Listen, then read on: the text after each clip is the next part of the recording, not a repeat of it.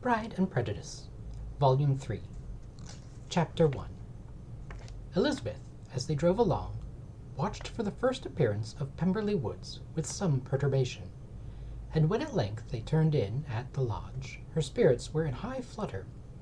The park was very large and contained great variety of ground. They entered it in one of its lowest points, and drove for some time through a beautiful wood, stretching over a wide extent. Elizabeth's mind was too full for conversation, but she saw and admired every remarkable spot and point of view. They gradually ascended for half a mile, and then found themselves at the top of a considerable eminence, where the wood ceased, and the eye was instantly caught by Pemberley House, situated on the opposite side of a valley, into which the road with some abruptness wound.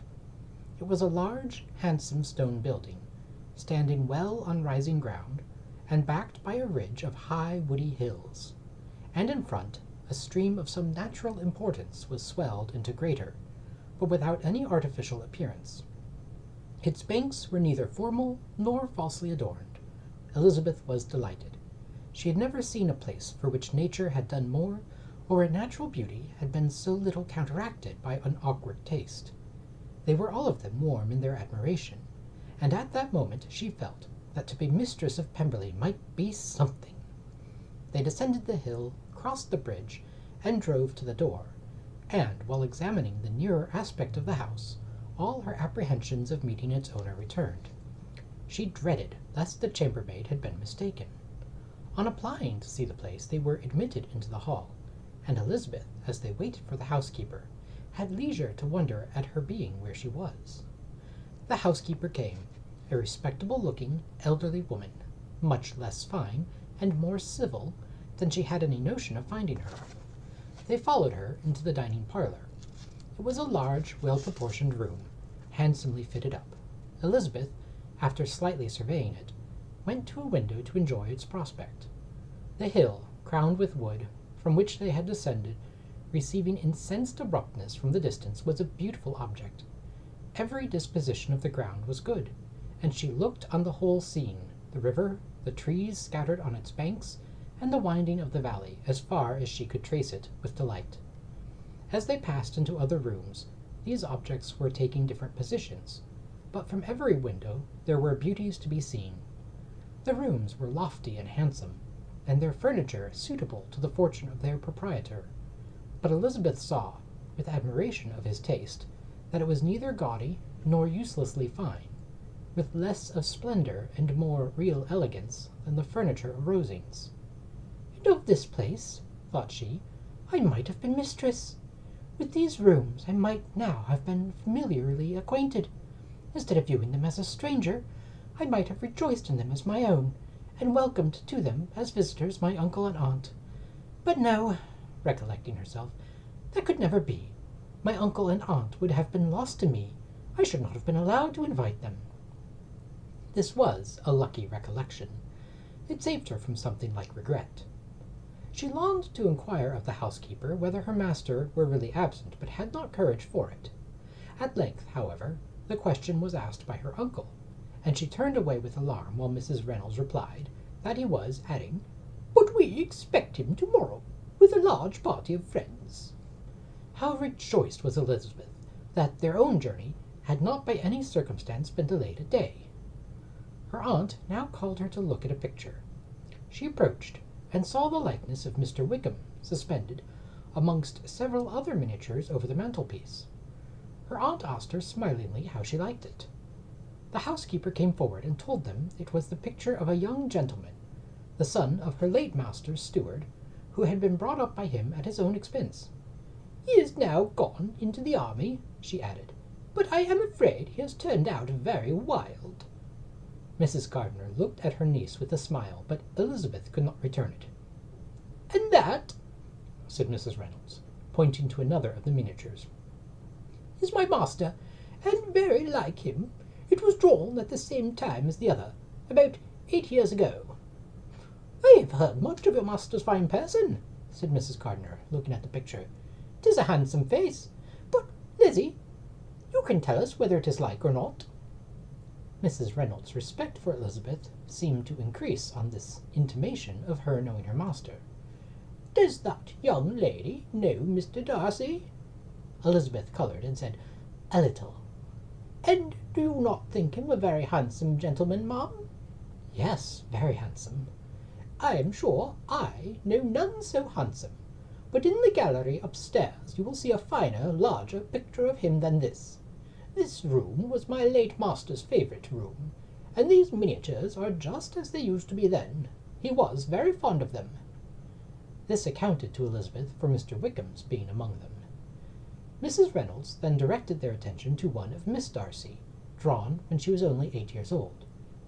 "And is Miss Darcy as handsome as her brother?" said Mr. Gardiner. "Oh, yes, the handsomest young lady that ever was seen, and so accomplished. She plays and sings all day long.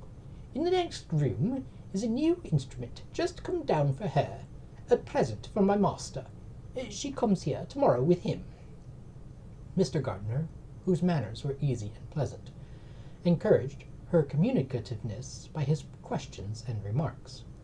Mrs. Reynolds, either from pride or attachment, had evidently great pleasure in talking of her master and his sister. "Is your master much at Pemberley in the course of the year?" "Not so much as I could wish, sir, but I dare say he may spend half his time here, and Miss Darcy is always down for the summer months." "Except," thought Elizabeth, "when she goes to Ramsgate." "If your master would marry, you might see more of him." "Yes, sir, but I do not know when that will be. I do not know who is good enough for him." Mr. and Mrs. Gardiner smiled. Elizabeth could not help saying, "It is very much to his credit, I am sure, that you should think so." "I know no more than the truth, and what everybody will say that knows him," replied the other. Elizabeth thought this was going pretty far, and she listened with increasing astonishment as the housekeeper added, "I have never had a cross word from him in my life, and I have known him ever since he was 4 years old." This was praise, of all others most extraordinary, most opposite to her ideas. That he was not a good-tempered man had been her firmest opinion. Her keenest attention was awakened, and she longed to hear more, and was grateful to her uncle for saying, "There are so few people of whom so much can be said. You're lucky in having such a master." "Yes, sir, I know I am. If I was to go through the world, I could not meet with a better. But I have always observed that they who are good-natured with children are good-natured when they grow up, and he was always the sweetest-tempered, most generous-hearted boy in the world." Elizabeth almost stared at her. "Can this be Mr. Darcy?" thought she. "His father was an excellent man," said Mrs. Gardiner. "Yes, ma'am, that he was indeed, and his son would be just like him, just as affable to the poor." Elizabeth listened, wondered, doubted, and was impatient for more. Mrs. Reynolds could interest her on no other point. She related the subject of the pictures, the dimensions of the rooms, and the price of the furniture in vain. Mr. Gardiner, highly amused by the kind of family prejudice to which he attributed her excessive commendation of her master, soon led again to the subject, and she dwelt with energy on his many merits, as they proceeded together up the great staircase. "He is the best landlord and the best master," said she, "that ever lived. Not like the wild young men nowadays, who think of nothing but themselves. There is not one of his tenants or servants but what will give him a good name. Some people call him proud, but I am sure I never saw anything of it. To my fancy, it is only because he does not rattle away like other young men." "In what an amiable light does this place him," thought Elizabeth. "This fine account of him," whispered her aunt as they walked, "is not quite consistent with his behaviour to our poor friend. Perhaps we might be deceived." "That is not likely. Our authority was too good." On reaching the spacious lobby above, they were shown into a very pretty sitting-room, lately fitted up with greater elegance and lightness than the apartments below, and were informed that it was but just done, to give pleasure to Miss Darcy, who had taken a liking to the room when last at Pemberley. "He is certainly a good brother," said Elizabeth, as she walked towards one of the windows. Mrs. Reynolds anticipated Miss Darcy's delight, when she should enter the room. "And this is always the way with him," she added. "Whatever can give his sister any pleasure is sure to be done in a moment. There is nothing he would not do for her." The picture gallery and 2 or 3 of the principal bedrooms were all that remained to be shown. In the former were many good paintings, but Elizabeth knew nothing of the art, and from such as had been already visible below, she had willingly turned to look at some drawings of Miss Darcy's, in crayons, whose subjects were usually more interesting, and also more intelligible. In the gallery there were many family portraits, but they could have little to fix the attention of a stranger. Elizabeth walked on in quest of the only face whose features would be known to her. At last it arrested her, and she beheld a striking resemblance of Mr. Darcy, with such a smile over the face as she remembered to have sometimes seen when he looked at her. She stood several minutes before the picture in earnest contemplation, and returned to it again before they quitted the gallery. Mrs. Reynolds informed them that it had been taken in his father's lifetime. There was certainly at this moment in Elizabeth's mind a more gentle sensation towards the original than she had ever felt in the height of their acquaintance. The commendation bestowed on him by Mrs. Reynolds was of no trifling nature. What praise is more valuable than the praise of an intelligent servant? As a brother, a landlord, a master, she considered how many people's happiness were in his guardianship, how much of pleasure or pain it was in his power to bestow, how much or good or evil must be done by him. Every idea that had been brought forward by the housekeeper was favorable to his character, and as she stood before the canvas on which he was represented, and fixed his eyes upon herself, she thought of his regard with a deeper sentiment of gratitude than it had ever raised before. She remembered its warmth, and softened its impropriety of expression. When all of the house that was open to general inspection had been seen, they returned downstairs, and taking leave of the housekeeper, were consigned over to the gardener, who met them at the hall door. As they walked across the lawn towards the river, Elizabeth turned back to look again. Her uncle and aunt stopped also, and while the former was conjecturing as to the date of the building, the owner of it himself suddenly came forward from the road, which led behind it to the stables. They were within 20 yards of each other, and so abrupt was his appearance that it was impossible to avoid his sight. Their eyes instantly met, and the cheeks of each were overspread with the deepest blush. He absolutely started, and for a moment seemed immovable from surprise, but shortly recovering himself, advanced towards the party, and spoke to Elizabeth, not in terms of perfect composure, at least of perfect civility.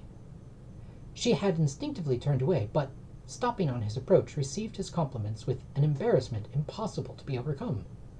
Had his first appearance, or his resemblance to the picture they had just been examining, been insufficient to assure the other two that they now saw Mr. Darcy, the gardener's expression of surprise on beholding his master must immediately have told it.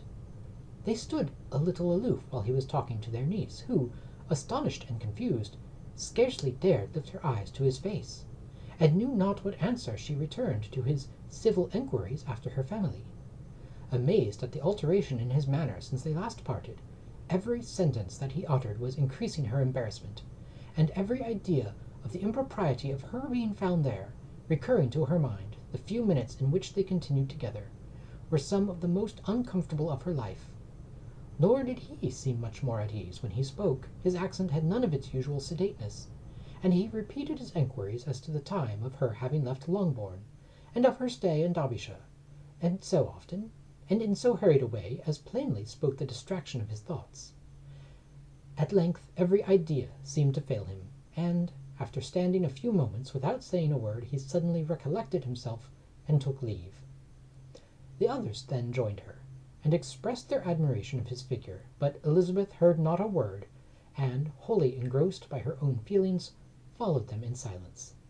She was overpowered by shame and vexation. Her coming there was the most unfortunate, the most ill-judged thing in the world.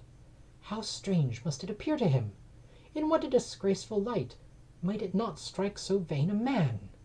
It might seem as if She had purposely thrown herself in his way again. Oh, why did she come? Or why did he thus come a day before he was expected?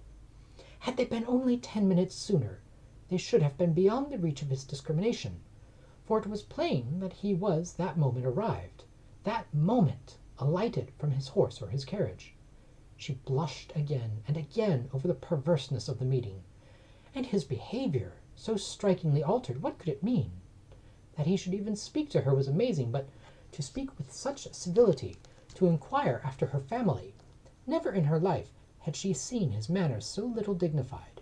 Never had he spoken with such gentleness as on this unexpected meeting. What a contrast did it offer to his last address in Rosine's Park, when he put his letter into her hand.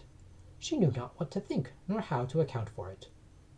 They had now entered a beautiful walk by the side of the water, and every step was bringing forward a nobler fall of ground, or a finer reach of the woods to which they were approaching. But it was some time before Elizabeth was sensible of any of it, and though she answered mechanically to the appeals of her uncle and aunt, and seemed to direct her eyes to such objects as they pointed out, she distinguished no part of the scene. Her thoughts were all fixed on that one spot of Pemberley House, whichever it might be, where Mr. Darcy then was.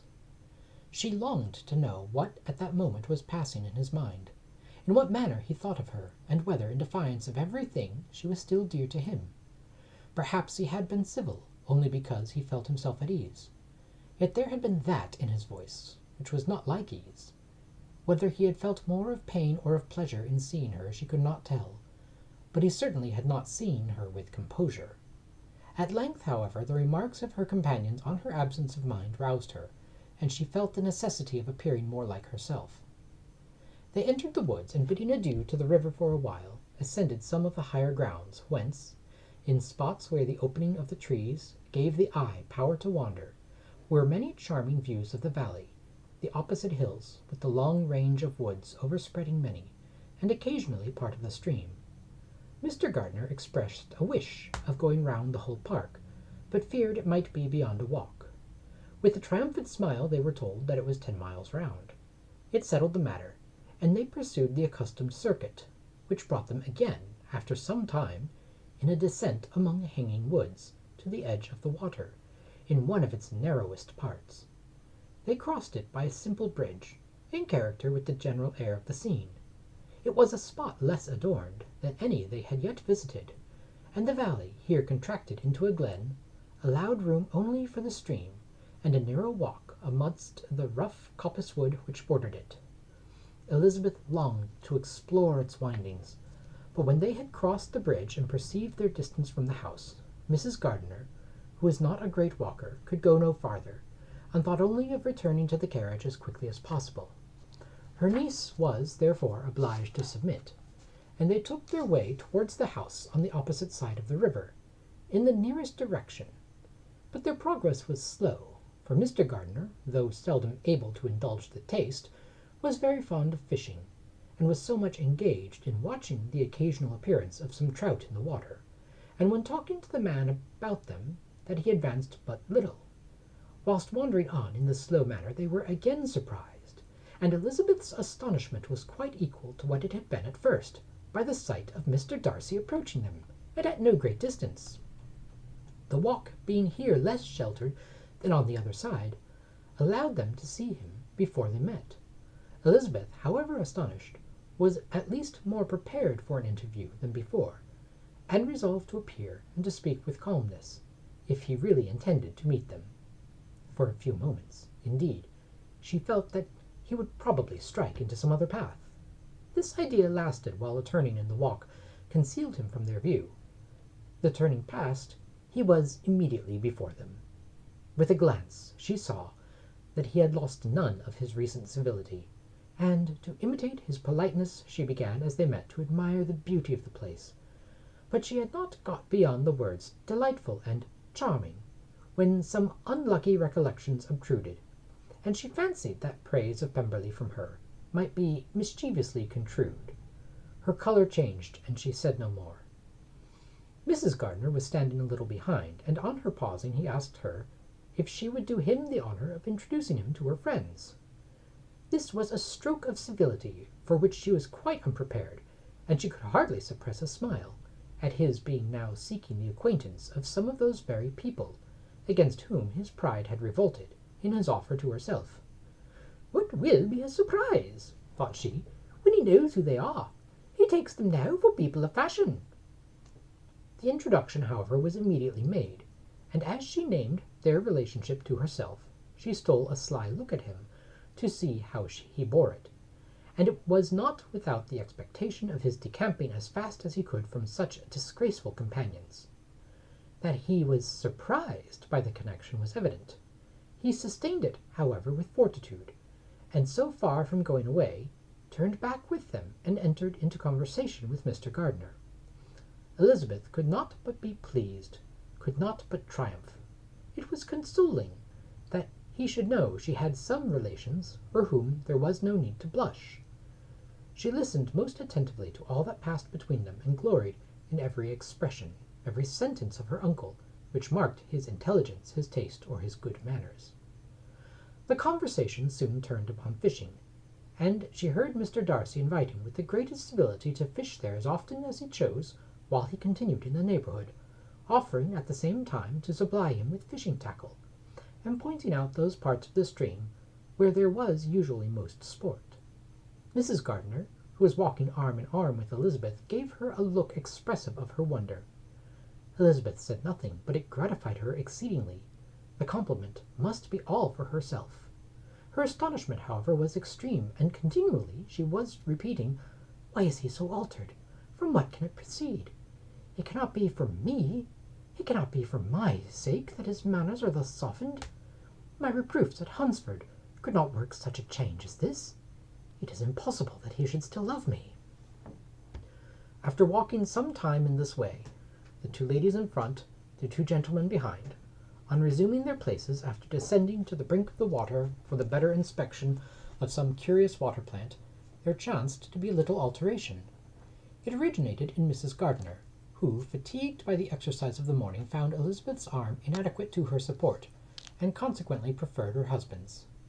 Mr. Darcy took her place by her niece, and they walked on together. After a short silence, the lady first spoke. She wished him to know that she had been assured of his absence before she came to the place, and accordingly began by observing that his arrival had been very unexpected.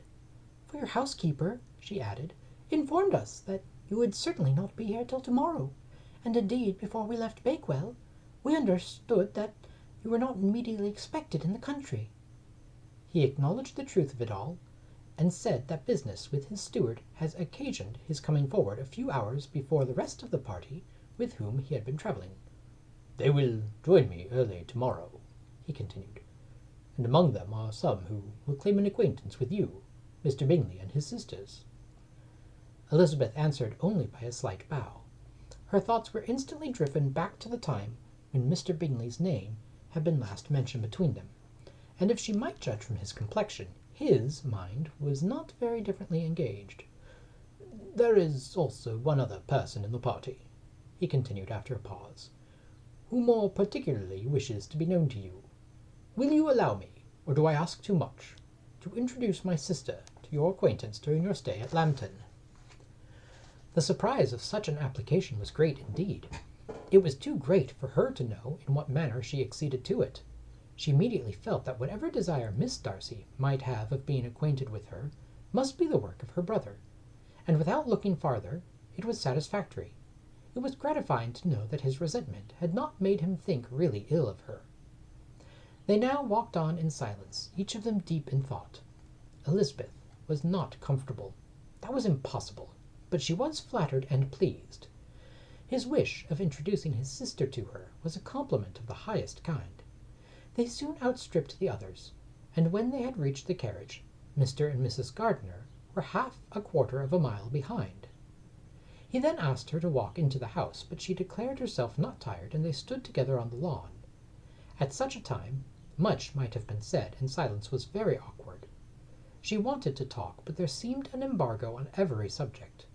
At last, she recollected that she had been travelling, and they talked of Matlock and Dovedale with great perseverance. Yet time and her aunt moved slowly, and her patience and her ideas were nearly worn out before the tete-a-tete was over. On Mr. and Mrs. Gardner's coming up, they were all pressed to go into the house and take some refreshment, but this was declined, and they parted on each side with the utmost politeness. Mr. Darcy handed the ladies into the carriage, and when it drove off, Elizabeth saw him walking slowly towards the house. The observations of her uncle and aunt now began, and each of them pronounced him to be infinitely superior to anything they had expected. "He is perfectly well behaved, polite, and unassuming," said her uncle. "There is something a little stately in him, to be sure," replied her aunt, "but it is confined to his air, and is not unbecoming. I can now say with the housekeeper, that though some people may call him proud, I have seen nothing of it." "I was never more surprised than by his behaviour to us. It was more than civil. It was really attentive, and there was no necessity for such attention. His acquaintance with Elizabeth was very trifling." "To be sure, with Lizzie," said her aunt, "he is not so handsome as Wickham, or rather he has not Wickham's countenance, for his features are perfectly good, but how came you to tell us that he was so disagreeable?" Elizabeth excused herself as well as she could, said that she liked him better when they met in Kent than before, and that she had never seen him so pleasant as this morning. "But perhaps he may be a little whimsical in his civilities," replied her uncle. "Your great men often are, and therefore I shall not take him at his word about fishing, as he might change his mind another day, and warn me off his grounds." Elizabeth felt that they had entirely mistaken his character, but said nothing. "From what I have seen of him," continued Mrs. Gardner, "I really should not have thought that he could have behaved in so cruel a way by anybody, as he has done by poor Wickham.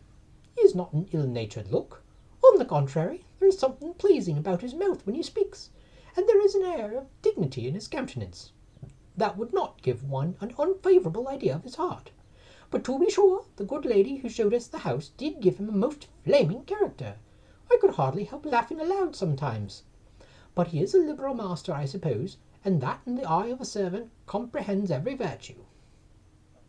Elizabeth here felt herself called on to say something in vindication of his behaviour to Wickham, and therefore gave them to understand, in as guarded a manner as she could, that, by what she had heard from his relations in Kent, his actions were capable of a very different construction, and that his character was by no means so faulty, nor Wickham's so amiable, as they had been considered in Hertfordshire. In confirmation of this, she related the particulars of all the pecuniary transactions in which they had been connected, without actually naming her authority, but stating it to be such as might be relied on.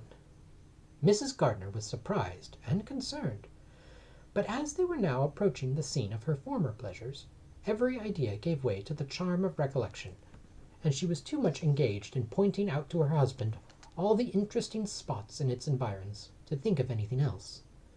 Fatigued as she had been by the morning's walk, they had no sooner dined than she set off again in quest of her former acquaintance, and the evening was spent in the satisfaction of an intercourse renewed after many years' discontinuance.